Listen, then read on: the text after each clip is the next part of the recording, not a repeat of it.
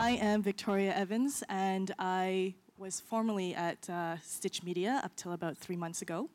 And it's important to indicate that because I'm going to be talking about a Stitch Media property. I am a producer, and it's really funny because I was talking to Paul about this 2 weeks ago, and then I was talking to Fergus earlier this week, and I was like, oh, I'm a transmedia producer, I'm a digital producer, I used to be a TV producer. And it's like, no, you're just a producer. Just stop putting like that verb in front, whatever it is you do, because that is what's going on right now. And this earlier today was this discussion of like an evolution of storytelling is about to happen, and what I'm saying, it's already happening, and I guess we just didn't realize until we gather today and you see all these case studies and you're like, oh yeah, it's happening and people are doing this stuff. And we've been privileged to not be a bolt-on for this one project. Bolt-on, by the way, is a lovely term, but I've never heard of that until very recently.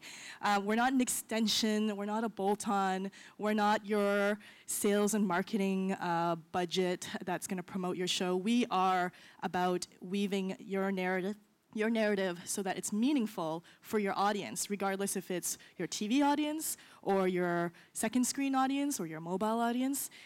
It's the same audience, and the motivation or the intention has to be about creating something that your audience would give their loyalty back to your story. And so essentially we're all storytellers. And so we got invited in with Paul Pope, who's the producer of the show. So this particular project's called Drunken on Drugs, Happy Fun Time Hour. So just the title alone, it's like, whoa, what is this? Let's get involved with that. And with Chris Harris steering the ship at Digital at the time, at Showcase, which is now Shaw, we got invited in and said, hey guys, you're gonna be collaborating together as producers before the show is even written. We were brought in when first draft of the pilot was written, and we got to be part of that process all the way into locking the show. And that was really important because that is really how you get that control and that narrative weaving that has to happen in the storytelling. So here's the premise of the show, and follow me. It's a bit complicated. It's written and produced, created by the former Trailer Park Boys, aka Ricky, Mike, and JP.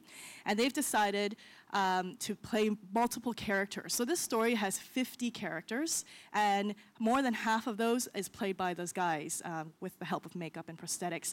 And the premise is that there's a show being filmed on a location that they wanted to call Port Cockerton.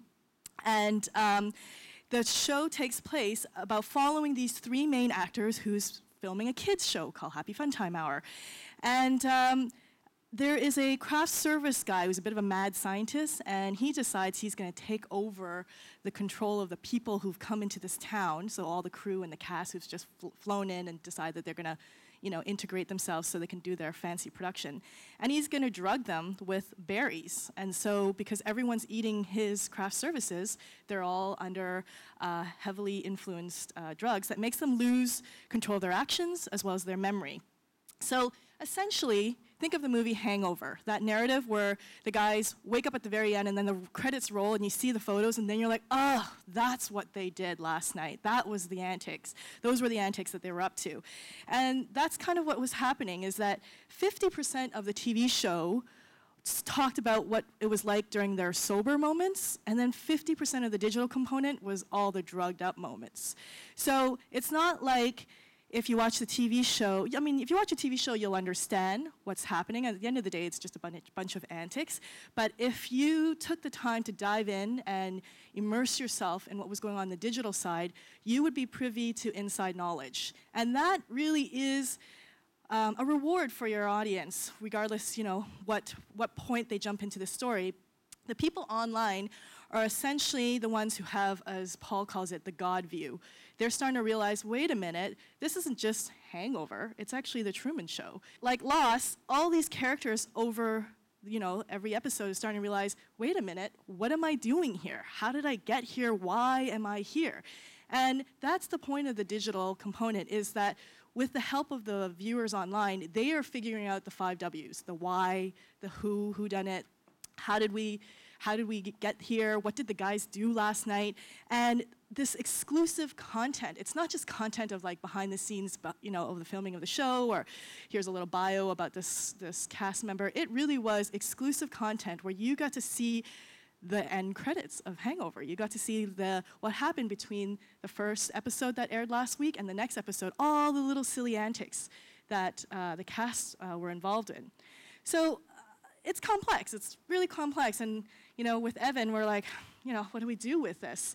And essentially, we understand we're dealing with multiple layers of reality here. The first reality being the world as the characters know it. They think they're just coming to shoot their show, and they just got to do their job and get out of here. Then there's the world of Pat, who is the assistant, the PA, for these three guys. And he's the one who stops taking the food. He stops eating the food, and then he starts guiding you, the online audience, on sort of what he's realizing is reality. And then there's finally the reality that users share together that they've been privy to know, to figure out together. And so the design strategy we had at that point was that essentially because the show was so complex on TV, the online engagement had to be a way to break it down and anchor it for our audience so that they have a better understanding of what's going on with the plot. And, as a producer, we were very lucky to be part of the production process. Like I said, we were involved since development. And I've got this great creative director back at the shop who's dreaming up, every world he could possibly create in an ARG kind of way. And my job as producer is to find a way to negotiate that with the production team. My job is to find a way to save money, like there's the cost efficiency that's involved, because naturally people in TV just sort of go, oh man, you guys are just going to suck up our money, so why don't you just do a little EPK or something? It's like, no, let us show you how this could be cost effective. So we got to use not only the actors on the show, but we were on the same floor as the producers. We were in the writer's room. We actually influenced the writing of the show, because when we talk to the writers, we're always asking them, well, the audience, the super fans, are going to question that. They're going to want the backstory and the context of how all this happened. So there were rewrites that were happening in the writer's room before anything was locked. And that was really exciting, because it wasn't treating the content like it's just like on the cutting room floor kind of thing. It's like, oh, we shot it, but we didn't really know where that was going, so we'll just give it to digital. It wasn't like that at all. It was very much like, oh, wow, we're going to touch on this joke or this little inside story, and the digital is going to elaborate on that for us. So it was congruent with the broadcasts. It wasn't, like I said, it wasn't just an extension. It wasn't a before or after episode. It was, for those who got involved, we gave them that reward of, not only do you know what's about to happen, but you could, if you're a really lazy fan, if you don't want to be one of those super fans that are niche and trying to solve everything, you could cheat. Oh, I have a little, hello, this is Happy Fun Time Hour. This, by the way, is we made them draw this for us, because we're like, who's related to who here, and who's sleeping with who, and who's helping who try to get out of this town. So it was great because, as I was saying, we wanted to offer a way for our audience to participate. So instead of the broadcaster telling you what's about to happen, the super fans, the ones who did the quest online, would inform the community. So for the lazy guys, they're like, oh, wow, I'm not spoon-fed this. I'm actually told this because some other guys from fans like me are, figuring this out. So I get to hang back, but I'm still, I'm lurking, I'm observing. But the best part is, we also considered the really lazy fan. So if you don't want to do the quest, you just press this button that says, fuck it, I give up. I said the F word at CBC.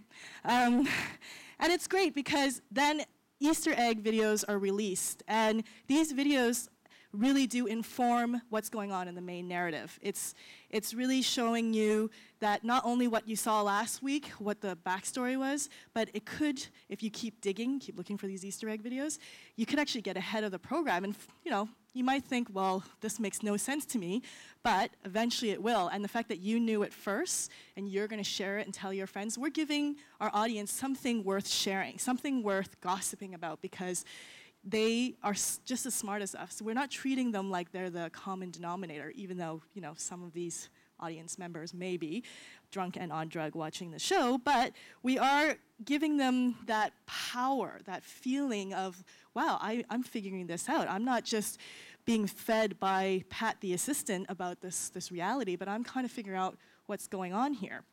And what I'm trying to say, because I know I'm almost near my 6-minute mark, is that none of this would have happened if that collaboration wasn't there. And we were very mindful of the fact that you're not just thinking about the audience in the writing, but you're thinking about the audience in the production process and how you want to launch this campaign and how you want to engage them. And it's not just a free-for-all. It's not like, well, let's just put it out there and then they're just going to make some UGC and it's going to be great. No, it's got to be a lot more crafted. Even the events we create are scripted. They're decidedly timed with the broadcast, they're synced with the broadcast so that when our fans get there, for example, here is the boys on Reddit AMA, which is Ask Me Anything. There was, it was leaked that they're going to do an interview on Reddit.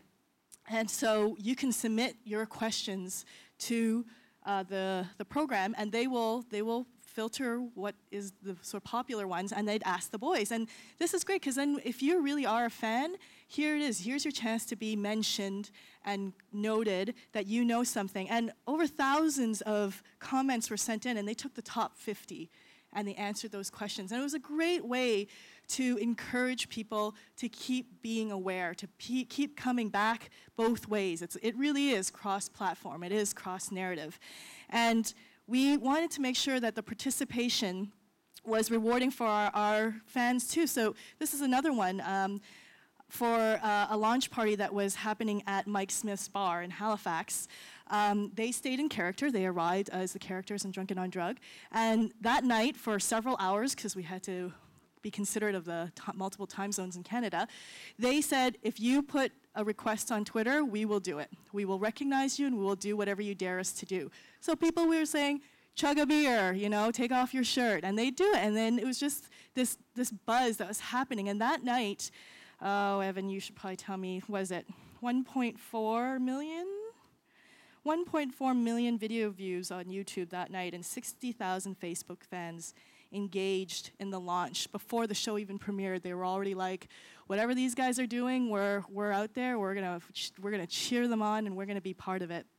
And I just want to say that all this would not have happened if there wasn't that intention to collaborate, and that there wasn't this hierarchy that happened between the TV people and the digital people, that it really was trying to do what was best for the story and to be thinking about how your audience is going to have a richer story experience. And, Paul and I were talking about this 2 weeks ago. It's like, can it happen in scripted? Like on the unscripted side, it's easier to embrace the metrics that you're seeing, the Twitter feeds that's reacting to what's being said, either on Over the Rainbow or on George Strombo. But on the scripted side, we're shooting it 10 months before it goes to air. We're not just going to wait to just launch it and then have the social media activate as it goes. That's like going live every night, which, sometimes is fun, but in some ways you want to take control of these events that you're creating.